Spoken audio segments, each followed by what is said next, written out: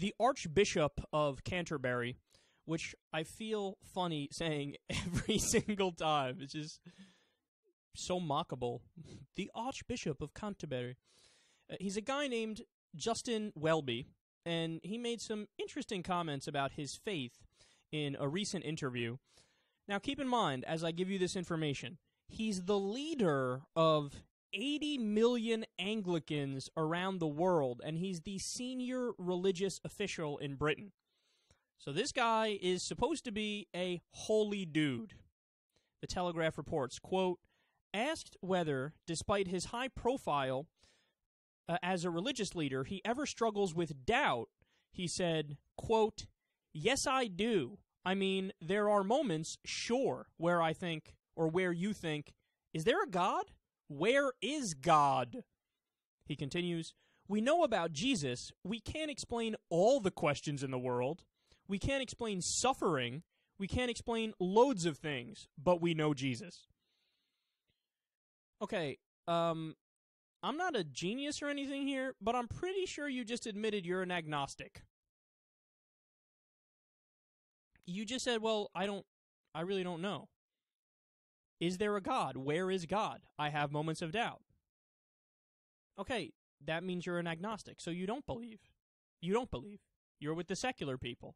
Now, for people who don't know the Anglican Church, it's a very liberal church. It's as liberal a church as you can get. They basically say, yeah, we're going to call ourselves Christians, but, fuck the rules. So it's just like a label you put yourself on, and it's, it's kind of like what religion is in a very secular world and with very smart people. But there's also the massive contradiction that they don't really believe. They're just kind of going through the motions, which some could argue is probably even dumber than evangelicals who are actually believe the shit in the Bible, however ridiculous it is. But isn't that stunning? That here I think we have an admission that if everybody in the world was being honest, over 90% of people, or I'll be more conservative than that, over 80% of people would say, yeah, of course I don't know. If you push somebody on it, oh, I believe in God, I believe in Jesus, I believe in Muhammad, I believe in this, I believe in that. Really? How much? Are you sure? Do you know? Is it a fact? How much do you know? Are you sure? Are you sure? I'm sure eventually you get anybody to say, oh, of course I don't know, but it's faith. So, okay, but you just said you don't know. So that means you're actually an agnostic. What you're doing is you're just lumping yourself in with this group like it's a popularity contest in high school. You want to be in with the cool kids because that's where everybody who's part of your community goes and they belong, like in the church, with their friends around them. So you're just going along to get along. And look, to me, this is such a strong argument in favor of our side. I'm an anti-theist. I'm a secular humanist. I'm an agnostic atheist. And basically what that means is I only believe in what we know. I only believe in what we can prove. And everything else, I'm honest and I say I don't know about the other things. And they're admitting that they agree with us.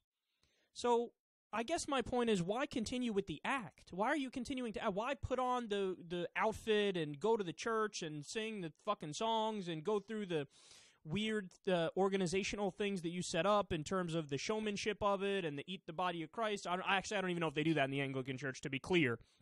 But why go through any of this stuff? Why not embrace the fact that since you don't know what's actually going on in this world, because none of us really fucking know in terms of what happens when we die, if I took a guess, I'd say it's the same as before we were born. We just cease to exist. But since we don't know, why not do our best together to just make this world as comfortable and as happy and as nice and as good as possible?